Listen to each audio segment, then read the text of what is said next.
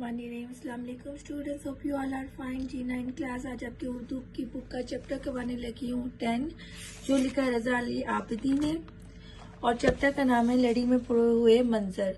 तो स्टूडेंट आपने इसकी रीडिंग अच्छे से कर लेनी है ताकि आपकी मालूमात में भी इजाफा हो और आपको अहम जो इससे रिलेटेड क्वेश्चंस जो हों वो भी आपको पता हो कि क्या आंसर्स बनते हैं उसके। टेन स्टूडेंट्स, आपने सबसे पहले इनकी जो डेट दी हुई है विलादत की वो आपने याद कर लेनी है। उसके बाद जो अहम लाइन जो मैंने मार्क कर लिया वो आप भी अपनी बुक में मार्क कर लो। दो तरीके से आपसे क्वेश्चन पूछा जा सकता है। पहला ये भी कह सकते हैं कि रजा अली आबिदी के बारे में मुख्तसरन तारुफ लिखें, तो जो लाइन्स मैंने मार्क किए हैं वो आप मुख्तसरन तारुफ में लिख सकते हो। सेकेंड, आपसे इनके बारे में MCQ पूछा जा सकता है, जैसे रजा अली आबिदी कहाँ पैदा हुए, उत्तराखंड में पैदा हुए, या मतलब डिफरेंट नाम लिख देंगे जगह के, फिर जो आपने याद किया होगा उसको आपने मार्क कर लेना है, ठीक है। तो रजा अली आबिदी रोड के जिला हरिद्वार उत्तराखंड इंडिया में पैदा हुए। उसके बाद आप ये वाली करो, अपने जोर मुताले की मदद से फन खबर निगारी से मुकम्मल वाकिफ हो चुके थे, जिसकी पनाह पे उन्होंने 20 वर्ष की उम्र में पहली बार बाएं हाथ से अंग्रेजी खबर का तर्जुमा किया।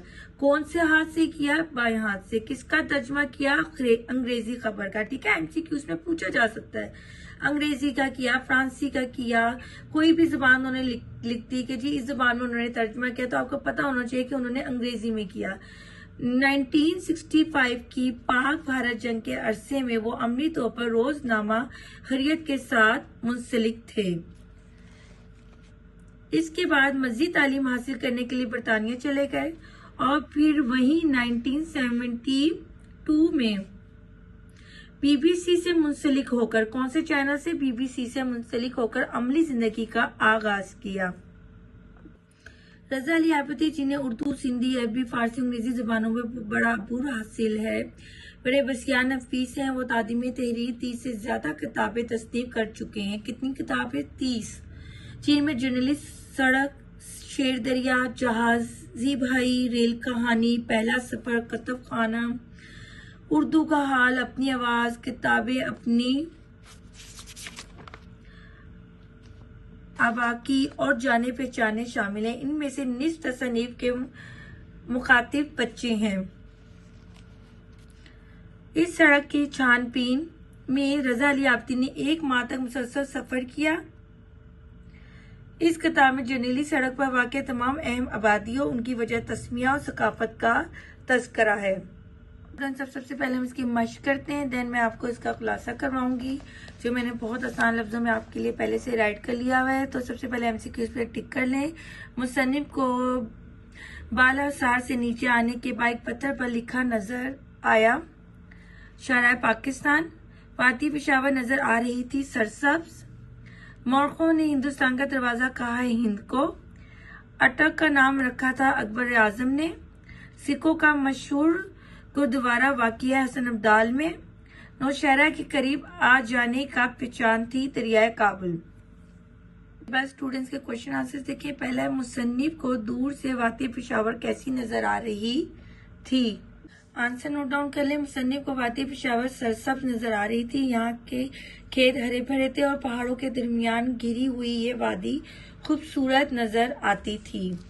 नेक्स्ट क्वेश्चन है, महमूद गजनवी ने राजा जयपाल को किस जगह शिकस्त दी थी?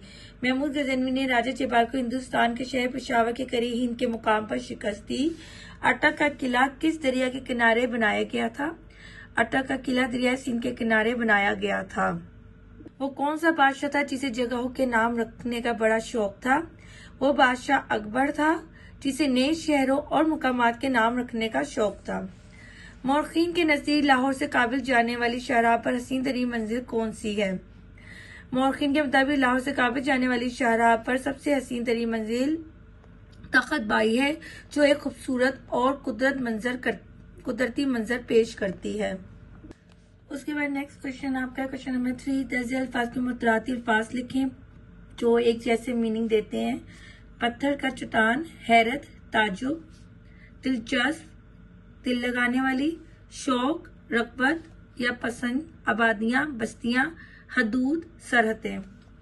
ऑपोजिट लिखना है, मुतजाद के अल्फाज लिखें, मतलब ऑपोजिट लिखें। तमज़्ज़द, ठंडक, गुमनाम, मशहूर, शाहाना, मामूली, अव्वल जिक्र, आखिर जिक्र, कदीम, जदीद, दाखिल, खारिज। उसके बाद स्टूडेंट मुज़क्कर और मोनस जो है आपने अलग अलग करने। जमीन होती है, मोनस है। गांव होता है, मुज़क्कर है। वादी होती है, मोनस है। सराय होती है, मोनस है। सड़क होती है, मोनस है। किला होता है, मुज़क्कर है। बस्तियां होती है, मोनस है। शिकस्त होती है, मोनस है। दरिया मुज़क्कर है और दरवाजा भी होता है, मुज़क्कर है।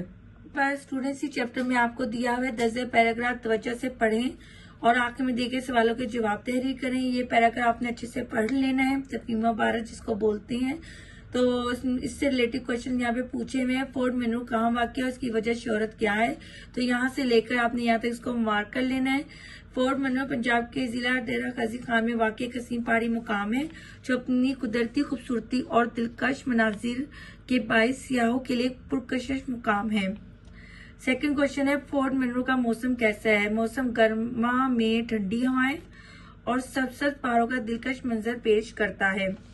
थर्ड है, फोर्ट मनरू की तारीखी हैसियत का पद से मंजर क्या है। ये इलाका माजी में बरतानवी फौज के लिए एक दिफाई चौकी के तौर पर इस्तेमाल होता था। फोर्थ क्वेश्चन है, फोर्ट मनरू अपनी सकाफत और दस्तकारी के हवाले से कैसी शोहरत रखता है। यहाँ की मखसूस सकाफत, रवायती तर्ज जिंदगी और मकामी दस्तकारियों की दुकानें भी शौक अपनी तरफ खींचती हैं।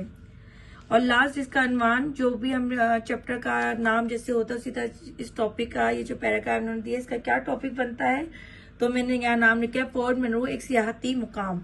ठीक है, यानी कि यहाँ पे लोग आते हैं, विजिटर्स आते हैं, घूमते हैं, यहाँ की खूबसूरती से एंजॉय करते हैं, यहाँ की तारीख को देखते हैं। तो इसलिए मैंने इसका ये अनुमान सोचा है और बाकी जो आपको समझ में आया वो भी लिख सकते हो। तो होप स्टूडेंट आपको ये चैप्टर समझ में आया होगा। आप इसका खुलासा भी नोट डाउन कर लो।